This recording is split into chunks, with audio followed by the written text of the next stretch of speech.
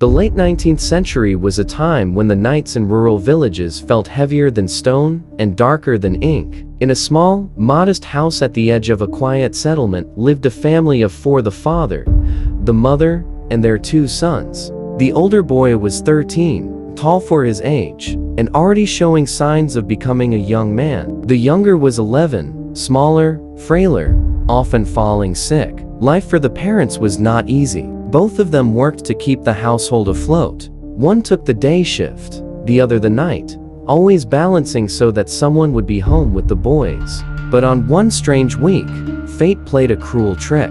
For the first time, both parents were assigned to the night shift together. There was no relative or neighbor available to step in, no one they could trust to watch over the boys at such short notice. The mother, tightening the scarf around her head, looked into her son's eyes with a seriousness they had never seen before. The father's voice, low and steady, carried an unusual weight. "No matter what happens tonight," he told them, "you must not open the door. Do you understand? Even if you hear someone calling your name, even if you hear our voices, do not open this door until morning." The boys nodded nervously. The older one tried to look brave, but the warning chilled him. The younger boy clutched the edge of his blanket.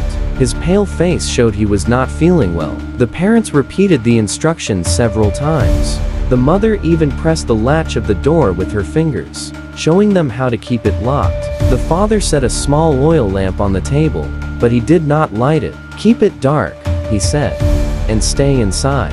When the time came, the parents left, their footsteps fading down the narrow dirt path. The house fell silent, swallowed by the night. Outside, the wind carried the smell of damp earth and distant fields. Inside, shadows stretched across the wooden walls like fingers. The two brothers sat quietly at first. The older boy tried to distract himself by talking about school, about how their father used to tell stories of his own childhood. The younger boy shivered under his blanket, coughing lightly. "We'll be fine," the older whispered, but his voice lacked conviction. The house creaked. In the silence, every sound: a mouse scurrying across the floorboards, a gust rattling the shutters, felt magnified, like whispers from another world. The boys had heard their parents' warning before they left, but now, sitting alone in the dark, it pressed down on them like a weight. They had never seen their parents so serious, so frightened. The night was just beginning. The darkness outside had thickened like tar. The oil lamp remained unlit on the table, just as their father had instructed. Only the pale glow of the moon, slipping through the wooden slats of the window, fell across the floor in thin silver stripes. The two brothers sat still, breathing quietly, as though the night itself could hear them. Hours passed. The older boy tried to stay awake, straining his ears for any sound. The younger boy was already half asleep, his head resting against a pillow, his breathing shallow and uneven. His fever had risen. Every now and then, he whimpered softly, but soon sank back into restless dreams. It was then, just as the older boy felt himself drifting into sleep, that a sound shattered the silence. A soft but deliberate knock at the door. Tock, tock, tock. His eyes snapped open. At first, he thought he'd imagined it, but then it came again, louder this time, echoing through the small house like a drum. Tock, tock, tock. The older boy froze. His father's warning thundered back into his head. "Even if you hear our voices, do not open this door until morning." He glanced at his brother, but the younger boy was still asleep, his lips slightly parted, his skin damp with sweat. Then a voice came. "Son," called, low and familiar. "It's me. Open the door." The older boy's heart pounded. It was his father's voice, unmistakable. The exact tone, the same softness when he said son. The boy crept closer to the door, his bare feet making no sound on the floor. He pressed his ear to the wood. "Open the door," the voice said again. "Quickly, I have something to tell you." The boy hesitated, every nerve screaming at him. The father had said not to open the door, but what if something had happened at work? What if his father truly was outside, needing help? He peered through the thin crack between the door and the frame, but the night beyond was deep and shapeless. No lantern, no silhouette, only blackness.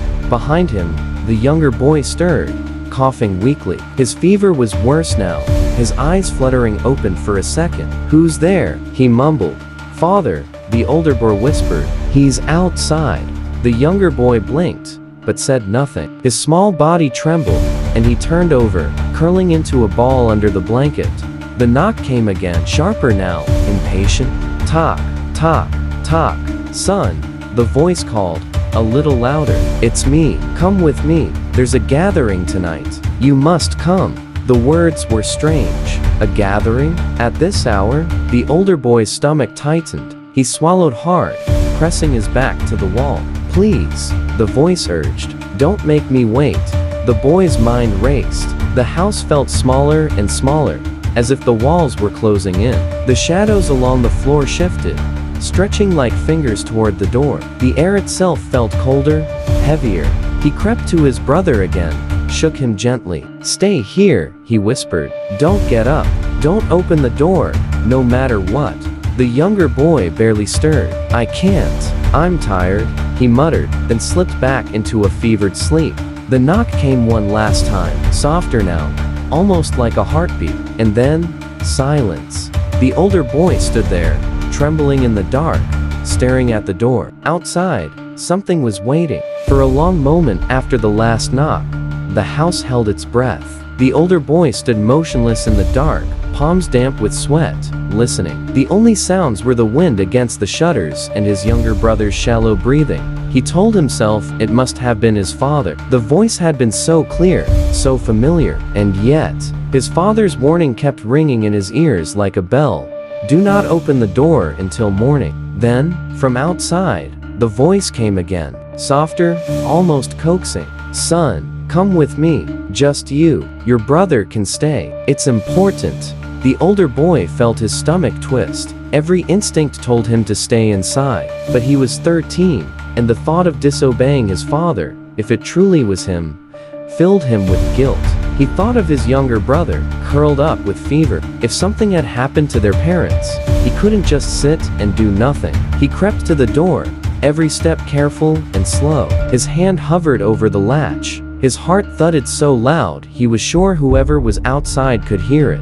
He turned once, looking at his brother, who lay half asleep under the blanket, whispering nonsense in a fevered dream. "I'll be right back," the older boy whispered to no one, as if to reassure himself.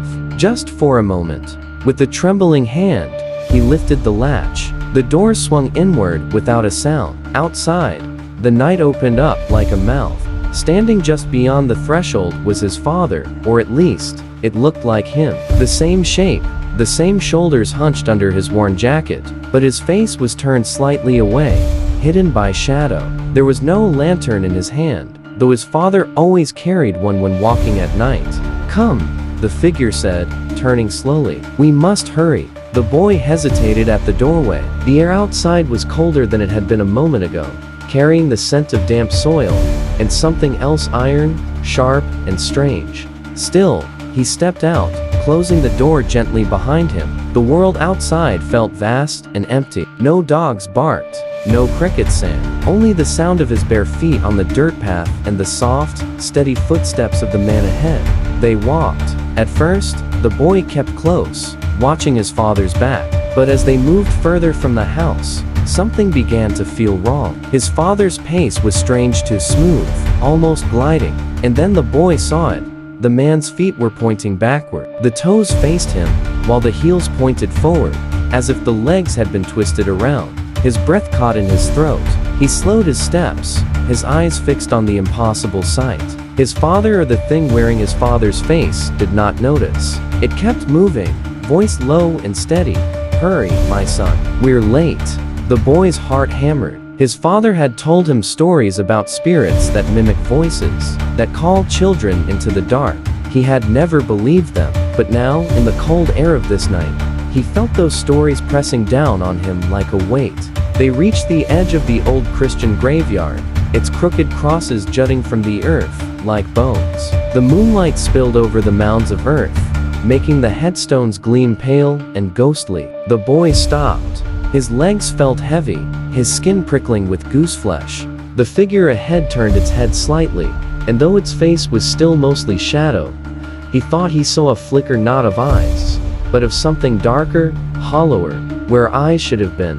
"Come closer," it murmured. "This is where we must go." The boy took a step back. His breathing came fast now, clouding in the cold. He looked at the ground. The footprints the figure left behind were not normal. They were deep, clawed impressions, as though something heavier than a man was walking there. "Come," the voice urged again, sharper now. The boy's hand clenched at his side.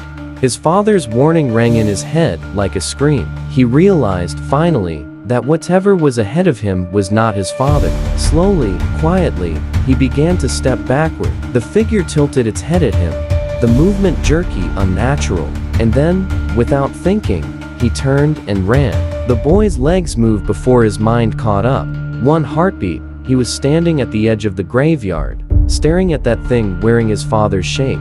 The next he was sprinting down the dirt path, the cold air slicing at his lungs like knives. His bare feet slapped the earth, sending up little puffs of dust. All he could hear was his own breath, ragged, uneven, and the pounding of his heart. Behind him, at first, there was silence. And then came the sound, the other footsteps, not running exactly, but gliding, scraping, as if claws dragged along the ground. The voice that had sounded like his father no longer called gently. It rose into a low, guttural hiss. "Stop. Come back." The boy didn't look over his shoulder. Every hair on the back of his neck stood straight. He knew in the way you just know things in dreams that if he turned, if he made eye contact with whatever was behind him, it would be over. The path was narrow, lined with twisted trees that leaned inward like crooked hands. Their branches clawed at his arms and face as he ran. His lungs burned. His feet hit stones and roots, but he didn't stop. Then the noise behind him changed. It wasn't footsteps anymore. It was faster, heavier. Something big was moving, and moving low to the ground, like a predator on all fours. The air seemed to fill with the foul smell, damp soil mixed with rot. The boy's vision blurred. He burst through a patch of weeds and saw his house up ahead, a dark shape against the even darker night. The small window glowed faintly where the moonlight touched it. His chest ached. His breath came in sobs. He heard it closing the distance, the scrape and thud of claws, a wet clicking sound like teeth snapping together. "Stop!" The voice roared, now no longer his father's at all. Deep, guttural, going like many voices layered together. The boy's legs pumped harder. He could see the door now, just a few more steps. The thing was so close, he could feel the ground tremble under its weight. He imagined its fingers brushing the back of his shirt. With one last burst of strength, he threw himself at the door, shoved it open, and slammed it shut behind him. The wood shook under the impact. Something hit the door from the outside, not hard, but enough to make it rattle in its frame. A low, angry growl seeped through the cracks, vibrating in his bones. For a long moment, he pressed his back against the door, gasping for air, too afraid to move. The house was dark except for the sliver of moonlight across the floor. "Little brother," he whispered, voice breaking. No answer. He turned, scanning the room. The blanket on the bed was empty. The pillow lay crumpled where the younger boy had been sleeping. "Little brother," he called louder, his voice trembling. Nothing. The house felt wrong. Colder, emptier. Shadows pulled in the corners like ink. He stumbled from room to room, heart hammering, searching under the bed, behind the door, inside the small kitchen space. His brother was gone. He stopped in the center of the room, trembling. His father's warning echoed in his head again, but now, it felt like a knife twisting. "Do not open this door until morning." He sank to his knees, staring at the locked door, the walls, the empty blanket. Outside, something scraped along the wall, then went silent. Somewhere in the distance, a dog barked once, and then cut off mid-howl. The boy stayed there in the dark, clutching his own arms, waiting for dawn. The boy did not sleep. He sat on the cold floor all night, his back against the wall, the blanket from his brother's bed clutched tightly in his fists. Outside, the world was utterly silent. No more knocking, no more voices. Even the wind had died. It was as though the house floated alone in an endless sea of darkness. Every so often he thought he heard a sound, a faint scraping, or the echo of his name whispered from far away, but when he held his breath, there was nothing. His brother did not return. Hours crawled by like years. The moon sank behind the trees. A thin thread of pale gold light began to creep along the horizon. Roosters crowed somewhere far away. Morning had come. He stood on shaking legs, his whole body heavy with exhaustion and dread. When his parents' footsteps finally crunched up the dirt path, he nearly collapsed. They entered the house, smiling tired smiles, still carrying the weight of their night's work. But their smiles faded as they saw their son pale, trembling, eyes hollow with fear, and the empty bed. "Where's your brother?" his mother asked sharply. The boy's mouth opened, but no sound came. Tears welled up in his eyes. He shook his head slowly. "What happened?" his father demanded, stepping closer. The boy whispered hoarsely, "He's gone." At first, they didn't believe him. They searched every corner of the house, calling the younger boy's name. They ran outside, shouting into the morning air. Neighbors came out, worried, asking questions. Soon the entire edge of the settlement was searching, combing the fields, the trees, the roadside ditches. Finally, someone shouted from the direction of the old graveyard.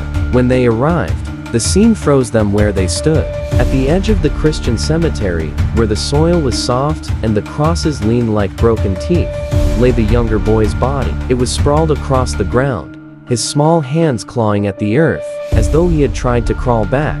His clothes were torn, his skin bruised and marked by deep, jagged gashes. His face held an expression no child should ever wear, a mixture of terror and pain, frozen forever. The mother fell to her knees, a sound escaping her throat that was more animal than human. The father stared, his hands trembling, his lips moving silently as if in prayer. The police came. They took photographs, drew chalk outlines, whispered among themselves. The official report would later say, "Wild animal attack." There were indeed claw marks, they argued, though no one could identify what kind of animal could make them. The case was quietly closed, but the villagers knew. They whispered behind closed doors that night, speaking of old stories, of spirits that mimic voices, that lure children into the dark.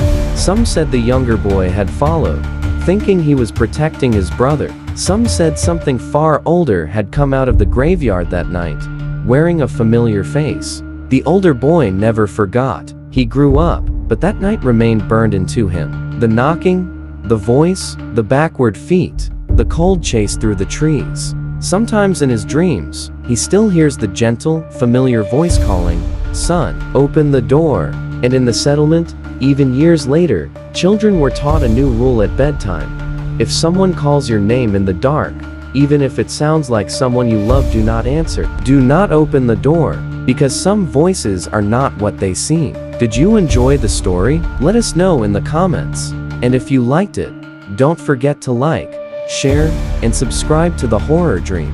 Want more stories like this? Subscribe to The Horror Dream, and we'll bring you more darkness, just for you. If you enjoy a little chill down your spine, stick around, like, share, and hit that subscribe button, right here on The Horror Dream. Your support keeps us going, so stay with us. Subscribe to The Horror Dream for more spine-tingling tales.